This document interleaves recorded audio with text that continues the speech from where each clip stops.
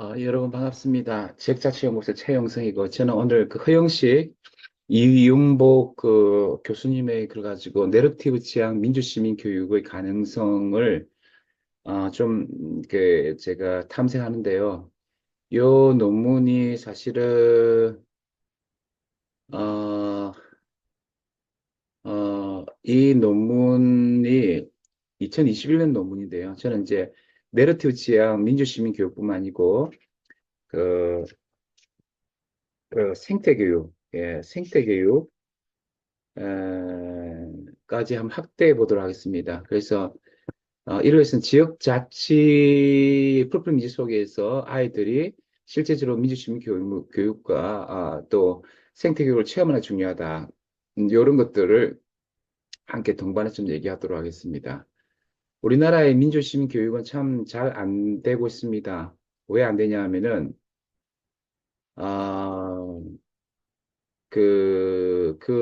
안 되는 게 아이들이 뭐 생태교육이나 민주시민 교육을 실제적으로 해야 된다는 거예요. 하면서 배워야 되는데 그 생활 세계가 유리되어 있는 거죠. 예.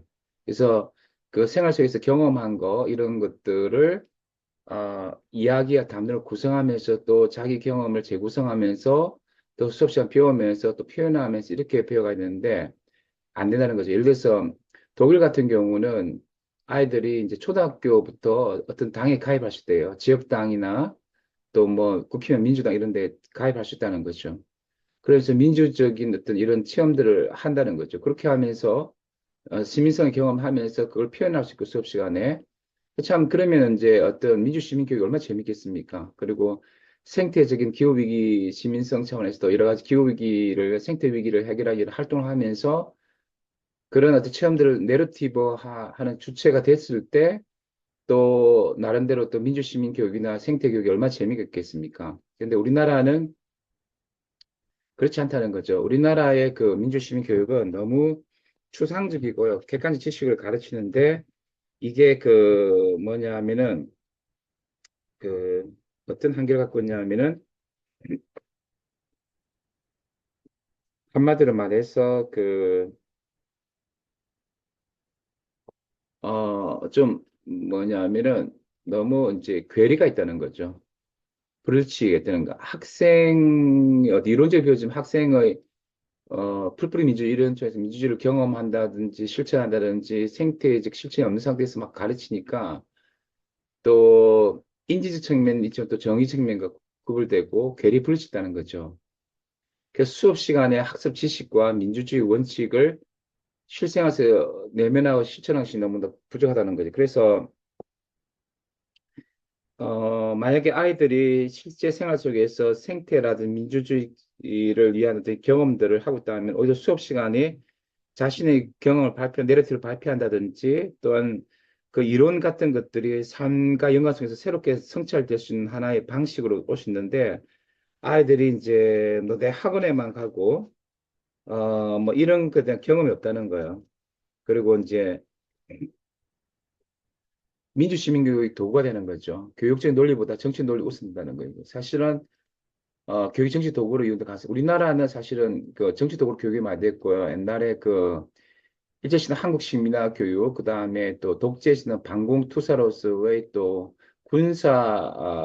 교련된 군사 정치 교육에 이용됐지만, 이제 우리 민주화 시대는 이제 정치 중립에서 교사가 정치에 관여를 못하고 학생들에게도, 제대로 정치적인 표현을 할 수 없게 하니까, 그러니까 이제 뭐 교사나 학생들 당원 될 수 없으니까, 민주시민 교육에 대한 무관심이 너무 많은 거죠. 그래서 또 우리나라는 또 민주화, 87 민주화 이후에도 권위적 그 정치 문화, 퍼스널티 너무 강해가지고, 약간 좀 친문을 강요하든지 또 일반 시민들 민주교육에 대한 관심이 적은 편이고, 그래서,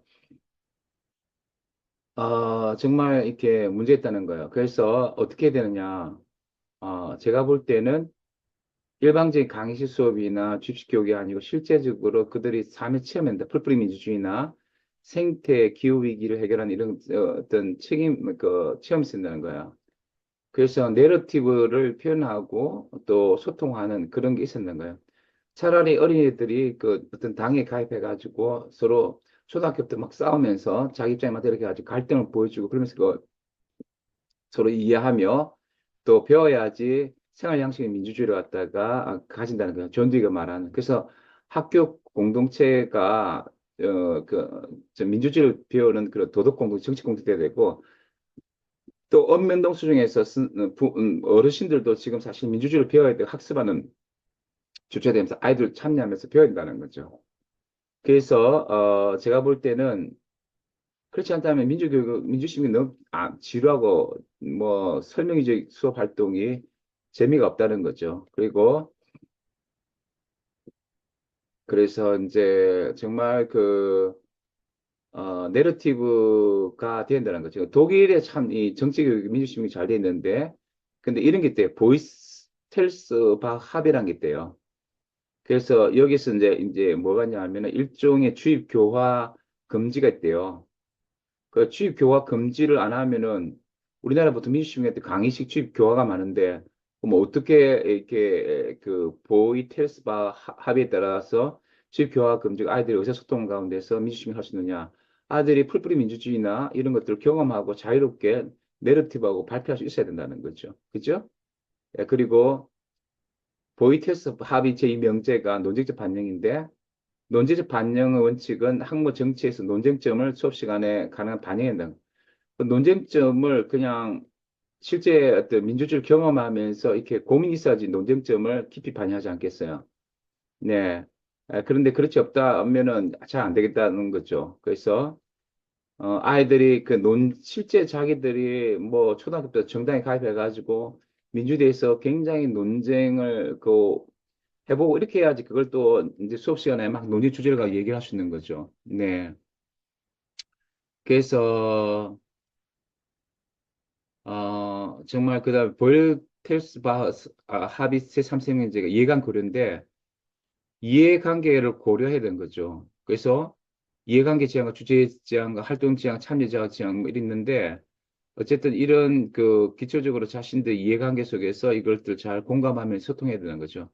그래서 맥킨타이어나 뭐 찰스 테일러나 또 마이클 샌달 같은 경우는 과학자를 갖고 있는 실험의 결과도 단편의 사실을 뿐 실제 과학이 아니라 보는데 실험에서 사실을 과학적 견해 해석, 다시 말해서 이론 텍스트의 생기를 부르는 의미 해석이 부과되는다 이렇게 하는데 아이들도 나름대로 이제 민주주의를 경험한 것을 새롭게 해석하면서 이야기하는 그렇은 내러티브 기반 논쟁 수업을 우리가 민주주의 자치 풀뿌리 민주주의 교육 일종으로 해야 한다는 거죠.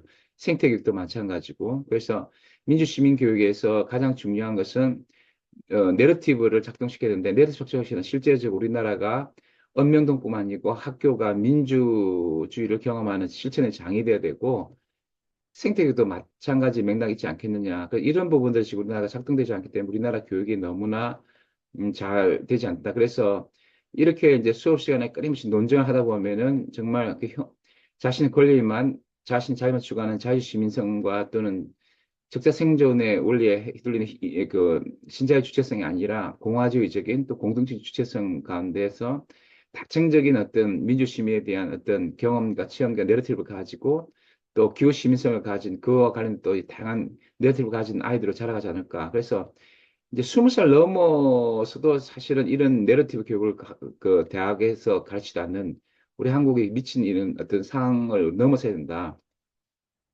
그래서 지금 대학 분야 초등학교부터 우리가 다양한 이야기를 통해서 민주주의 경험을 나눌 수 있는 그리고 생활 양식 민주주의를 체화하고 또 생태의 기후 시민성까지 확보하는 내러티브 교육이 자치 교육 입장에서 우리가 이루어지지 않을까 그런 어떤 생각을 해봅니다. 네, 지금까지 지역자치연구소 최용성이었습니다. 네, 감사합니다.